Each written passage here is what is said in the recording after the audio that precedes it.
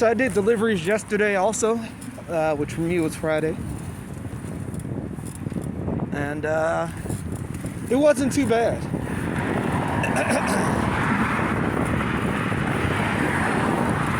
But I mean, there were good things, bad things. Good thing is somebody I guess I delivered to before saw me biking on the side of the road and they were like, "There you go, delivery guy." I mean, it's not a lot of recognition, but hey, any recognition feels good, right?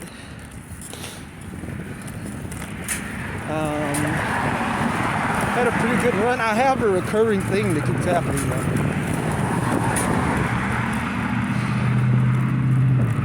So almost anytime I'm in an area, it seems that for some reason the Dasher, which is what I'm using right now, keeps me attached to one particular place at a time. Like for some reason I get a lot of orders from like at least, well, you know, I'll get multiple, but I'll get a lot from at least like one particular store in that area. And it never fails. Like the first time I go into that store, like always, people see me and they go, "Oh, fat delivery guy." Then, you know, I make the delivery, turn around, speed back there in about 5 to 6 minutes, and they say, "Okay, not so bad, fat delivery guy, here you go. Give me another one." Do it again, and maybe by the 5th time they go, "Okay, man, maybe you're not, is it the jacket that makes them look fat, or they don't know." It's probably because I never take off the jacket. What I currently wear is a old brown leather riding jacket that my dad gave to me. And it does its job. It keeps my core warm. My body feels good. But, you know, just appreciate it. Otherwise, I would have been struggling with a windbreaker or something. But, you know, it feels weird when people see me come back, and then they want to talk, like, after the 5th time I come back in. Like, "So, do you deliver by bike often?" Nah. You know, only when the moon is full and the wind blows to the west instead of the east does I need to bicycle emerge. Or whatever bullshit. I tell them at the point in time. Ooh, I probably shouldn't be cussing like that. Anyways, let's see. After that, last night it was Steak and Shake that I was stuck at. So if you're a Steak and Shake fan, done a couple deliveries for them. Not bad, people. But after all that, I made it back home to the side of town that I live on. And for some reason, some human being decided it would be a good idea to turn the lights off on their car. That I feel like they just put a fart can on, because that's what it seemed like. It didn't have any really good, no real to it. It just was loud. And I guess after they put the fart can on it, it made them feel powerful. So they felt the need to turn their lights off and follow me and act like they were going to run me over. Now, this is something you'll face if you deliver by bike or deliver by hand or just are walking around in general. Sometimes people are just buttheads like that. So one of the ways to deal with it, at least in my opinion, the easiest way to deal with it, is to, ride regularly. Let them know you're not fazed by the fact that they're an idiot. And you're not going to change the way you ride just because they want to be butts today. And why should you? The second thing I advise you do is know the area where you're riding. Luckily, this was already in my town. And they followed me a little bit from downtown Garden, where I stay at right now. And along the way, I made a sharp left. And then after I made the left, I went down and made a right. Well, after the buildings, I made a left. Went to the alleyway, made a quick right, and I skirted. I went through an opening. It has a brick wall, but it's only wide enough for walkers and bikers to fit through. So after speeding through that walkway, they tried to come after me and they crashed into the brick wall.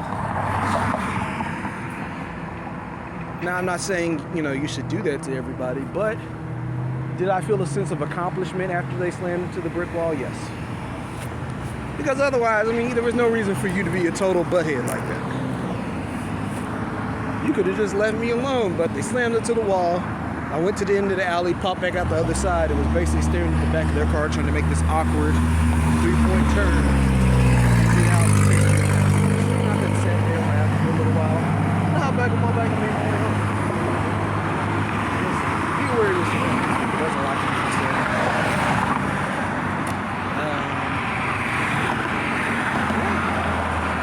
The only other thing I have to really talk about is a huge, just ridiculous order I was given, which had me picked up, was it muffins from one side of downtown Dallas, go all the way to the other side to this fancy restaurant I'll probably never go to because I don't see a point of wasting money. But pick up stuff from them, and so I'm biking back to the delivery destination. I have one hand on my bike, 2 bags in my other hand, and my basket on the back, well, my crate rather, on the back of my bike is full. And their house is about 10 minutes away. It took me a little while. But I just want people to realize that, well, specifically the people who saw me this way, to realize that if you send a bike person to pick up an order, make sure the order can be picked up by bike. It's not that hard. But all in all, it's been a pretty decent time. Met a couple of concierges, I guess you could say, front desk managers. And you know, after the one I dealt with before that I made a statement about, and Delivery Diaries 1, I haven't really been there again. But it was the one that I met the other day, an older African-American gentleman. Came in, let him know who I had the delivery for, what was their door number. He was like, cool. I was like, do you want to park my bike on the side or take it up with me? He was like, take it up with you? Why would I let you take that thing upstairs? I don't know what you could possibly do with it. And I was like, yes. If I take a bike into the elevator and go upstairs, you have no clue what could possibly happen. But instead of being a complete butthead, I was like, yeah, you know what? Yes, sir. Where do you want to put it at? Tells me to put it on the side. He was like, why'd you bring this out in the first place? I was like, oh, well, somebody might steal my bike. And then he said the thing to me that a lot of people say. Man, it's just a bike. It'll be okay. It doesn't cost that much anyways. And that's when I felt the need to get upset slightly. And I was like, sir, though this bike isn't fancy, it along with all the things that I've done to it and added on to it, make it about maybe a $300 bike. If I'm selling it on the cheap end, if I throw all my fenders back on it, I'm pretty much guaranteed to get that. Yeah, you know, clean it, make it spotless, make sure all my lights function. But I was like, it's not a cheap bike, sir. And he was like, I got that in my pocket. And which one? I just had to be like, you know what, sir, where's the elevator?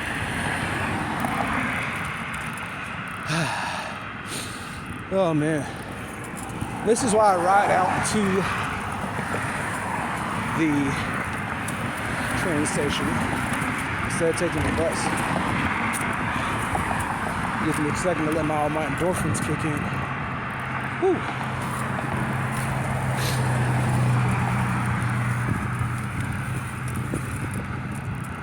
But all in all, you know, it was a good day. I didn't talk to the gym anymore, but it was all right. Whew. Actually, I think I might get this thing insured. That way, in case somebody does steal it, I can be like, well, at least that's $500 going to my pocket.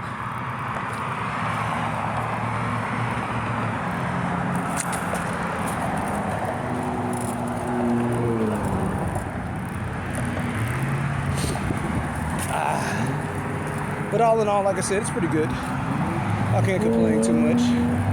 It's been fairly busy. It hasn't been picking up like I thought it would be because it's winter time and I figured no one would want to go anywhere.